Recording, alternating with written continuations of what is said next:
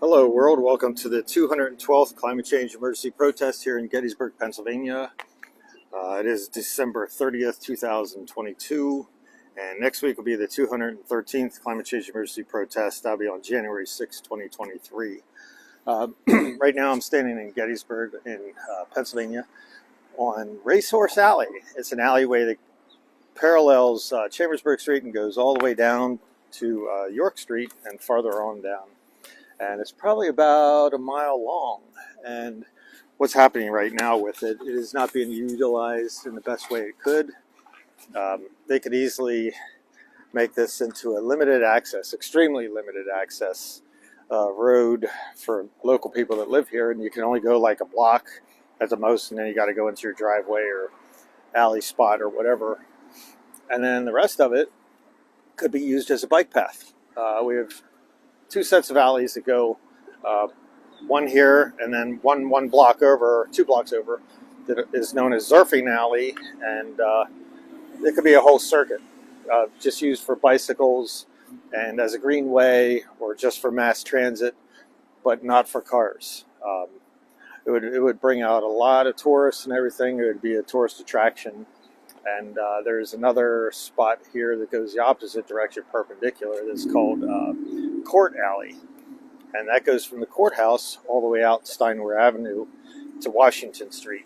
And you could make this into a whole transportation, a hub that would not only be good for the community as far as controlling traffic down these back alleyways, but also that it would be a greenway for the people of Gettysburg, and as a tourist attraction, as I said. Dealing with the traffic can be easily dealt with. This is not overly heavily used, and it's a waste of time to keep this for cars. And that's the problem with cities right now. Everything is geared around cars rather than geared around people.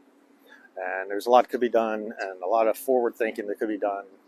And you could just transform this whole thing into a thing of beauty rather than some ugly, pothole-infested, dank, crappy road that's either too cold or too hot in the summer. It's blazing hot in the summer. And you could actually cool down towns if you had forested greenways and bicycle paths and things like that. So it's the type of thing that needs to change in not only Gettysburg, but also around the whole world and the United States especially. So it's not going the way it should be going. And we need people that, can stand up and say these things, and no one wants to do it. Everyone likes their conveniences. And you think about it, these cars sitting here in this parking lot off to my left sit here for hours at a time. You use a car basically for an hour a day at the most, somewhere in there. And the other 23 hours, it just sits. So the idea of individual car ownership kind of needs to be rethought.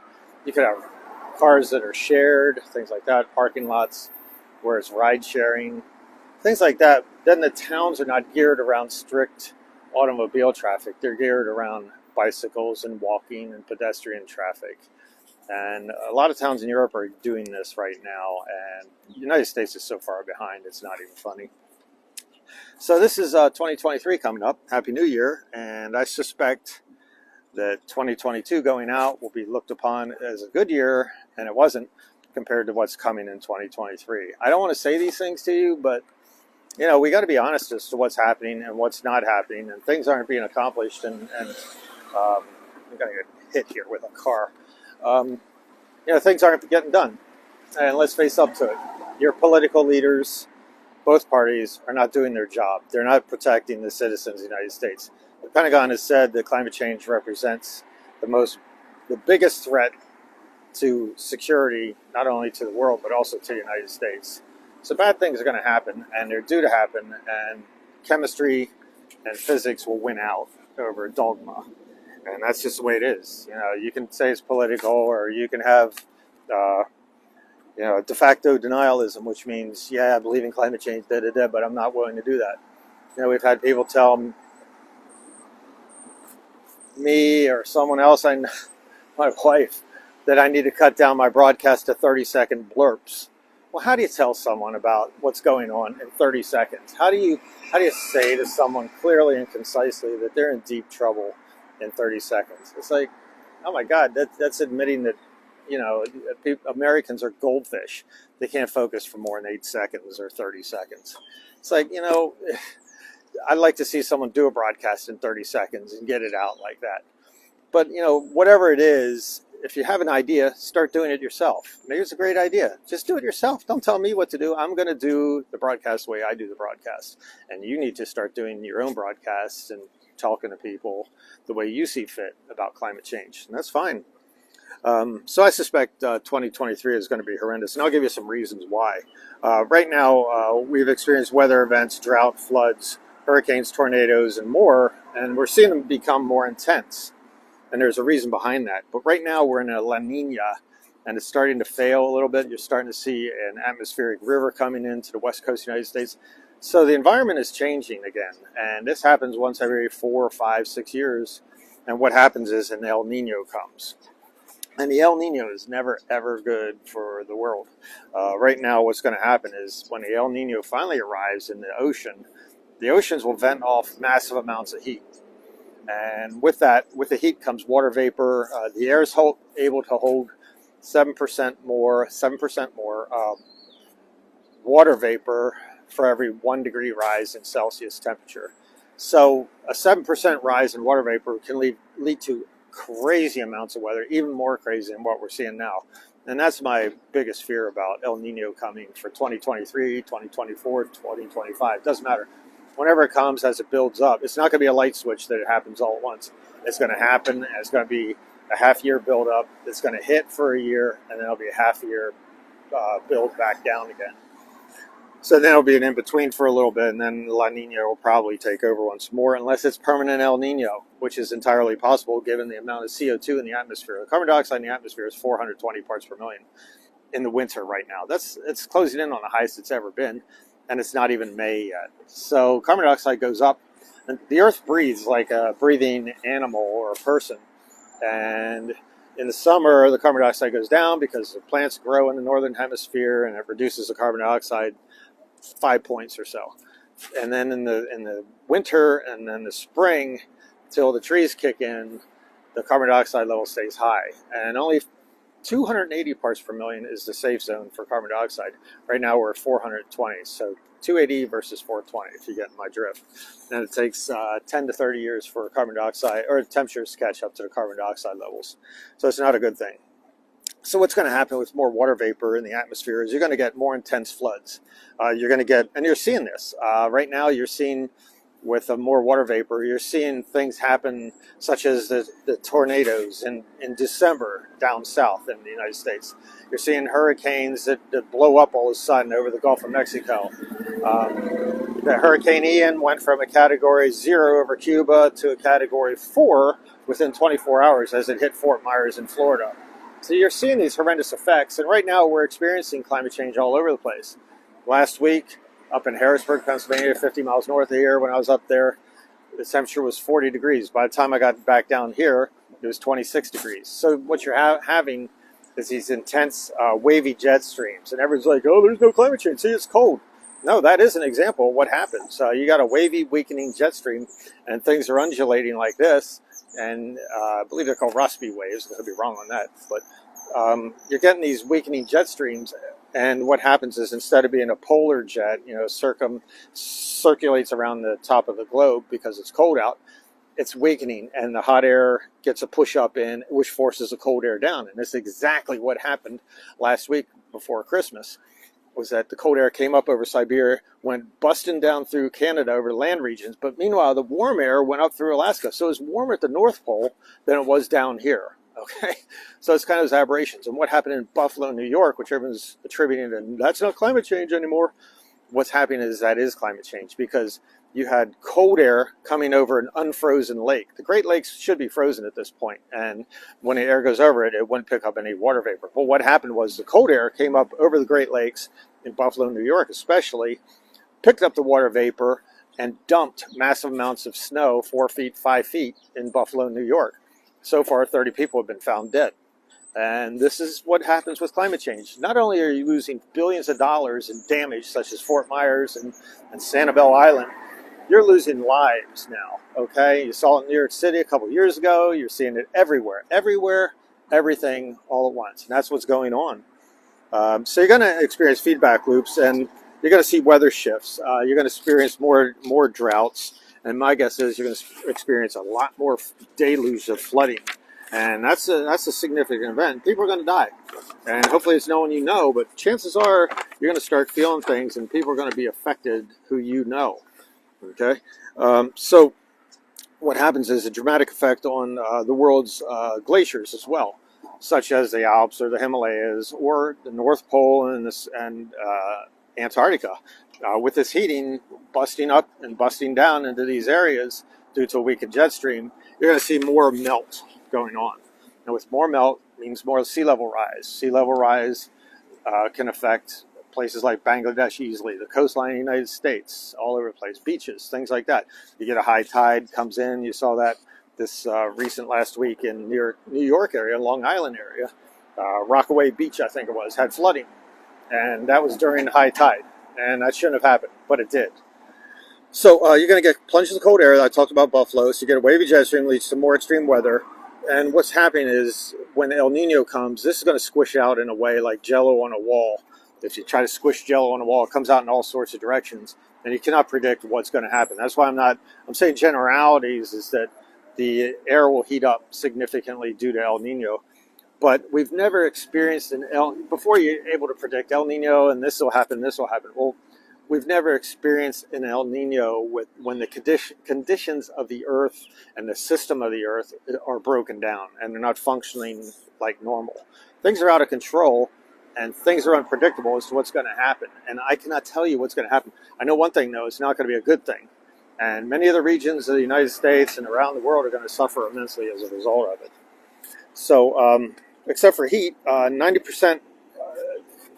let's talk about heat. Okay, 90% of the 90% of the heat being shot up by heat from climate change, using exhaust and driving your cars, as we're seeing here, is absorbed by the ocean. So 90% of the heat is absorbed by the oceans. It's equal to 6 atomic bombs per second going off, Hiroshima bombs, going off per second in the ocean in heat. So 6 atomic bombs per second is being absorbed by the ocean. Eventually that'll come home to roost, and that the oceans will vent off that heat. In addition to the carbon dioxide, when the oceans slow down enough and things like that happen and they start dying off due to carbonic acid and the killing of clams and things like that and the shell life, you're going to start seeing sulfur dioxide eruptions. And that is a significant event because mammals cannot handle sulfur dioxide. They will die. Okay, reptiles can handle it to a certain extent, but sulfur dioxide will kill mammalian life. So that'll be the end, when the end comes for extinction, and the oceans will just choke us all. That's just the way it is. I can't tell you when that'll happen. It could be 5 years from now. It could be 20 years from now. I guarantee it's probably within the next 200 years, though. So leave it at that. What I can wish for is a wonderful new year. My head tells me, or my heart tells me, I hope you guys have a wonderful new year and you can just go about blasé and not worrying about anything. But that shouldn't be the case. This alley here is an example to the commitment as to what we're willing to make for climate change. Greenways are an easy answer. You just dig up the road and you do what you need to do, eliminate the traffic on the road, plant trees and things like that. The population of Gettysburg would easily turn out and start planting trees in a greenway for this thing. You could have a whole circle around this whole area of Gettysburg, around the square. As I said, you could have a run out to this tourist section on Steinway Avenue here. So you could change 2 or 3 miles of Gettysburg instantly, pretty darn quick and at little cost. If you hand everyone a pick or a shovel or whatever, tell them to have at it, it'll work out. You don't even have to dig up every spot along this way. You could put in bricks or do nothing and just dig holes in the road itself and plant trees where the holes are, and then slowly work your way out, chip away the concrete and things like that. So right now, the leaders of our country and around the world are not doing anything to combat climate change. They're not talking about it. They don't care about it, which kind of indicates to me they're not out to protect you. They're out to fortify their own wallets and cheat and scheme and load their own pockets and their friends' pockets with money. And good luck with the money, buddies, when everything starts falling down, as it is now. There are obviously no plans to correct things as far as once a place gets hit by a hurricane or tornadoes. And what will happen is, with the inflation and interest rates going up, you're killing the middle class. and there will be no middle class to provide the taxes. The taxes don't come in, and then what happens then at that point is that the governments collapse. They don't have any funds to rely on, and you're talking like state governments, local governments, and federal government at that point. So there's no intent on correcting things. They're intent on warring. They'll provide $858 billion in discretionary funds for the war machine and for military spending. $858 billion. For climate change, they provided $37 billion a year. That's the promise. $37 billion versus $858 billion. That is 4% of the military budget, basically. That's all they see is warranting our survival is 4%. So you might want to think about your leaders and how they're acting and start talking to them, standing in front of their headquarters, not the opponent's headquarters, and start protesting and saying, you guys aren't doing enough, you're better than this, we deserve better than you, okay, in your actions. So there's no pressure from the media either. The media is not reporting. They're deliberately not reporting what's going on. This latest push of cold air coming down from Canada and Siberia, they did not explain what was happening. They didn't have any climate change experts tell you what's happening. I told you more in 5 minutes than what you were told in 3 weeks of what's happening with the environment. So we need people on board that will actually explain what's happening in a succinct way with graphs and things like that. And if you're too much of a goldfish that you can't focus for more than 8 seconds, you need to practice focusing more than 8 seconds. Try for 9 seconds tomorrow, okay? So there's no pressure from the media. And then we have an uninformed, self-absorbed, unspiritual Christian, Muslim, Buddhist, Hindu world and population, especially in the United States. They're self-absorbed. They have no desire to change things. People that are suffering, they're feeling the effects, and they want things changed immediately. In Africa, Somalia, and Kenya, the Horn of Africa, things like that, people are starving to death right now. And the crops are dying, the cattle are dying, and things like that, and no one's doing anything. Why? Because they're brown people. My friends and my compatriots in Asia and Africa, South America, Central America, are suffering the extremes of racism. That's all it's to it. And you're seeing it at the border. You know, these people that are coming up from Central America are saying, oh, it's because of police or political unrest. Why are they saying that? Because what's happening is if they say it's because of climate change and my crops died and I can't live here anymore, they won't get admitted to the United States. But if they say it's the police and pressure like that, then they will be admitted to the United States. So what I'm saying is climate change needs to be an excuse as to why you're allowed to come into the United States. And this isn't anything compared to what's going to happen around the world. You're going to see mass migrations by the millions and eventually billions of people. You won't be able to stay where you are. It's going to be everything, everywhere, all at once, as I said. So right now, the United States and the people in the United States and around the world, there's no pressure. They don't care what's happening. They believe it's elsewhere and it cannot happen to them. But newsflash, it is happening in the United States right now. And you can't say it's not happening. That would be insane to think that, but it is happening now everywhere.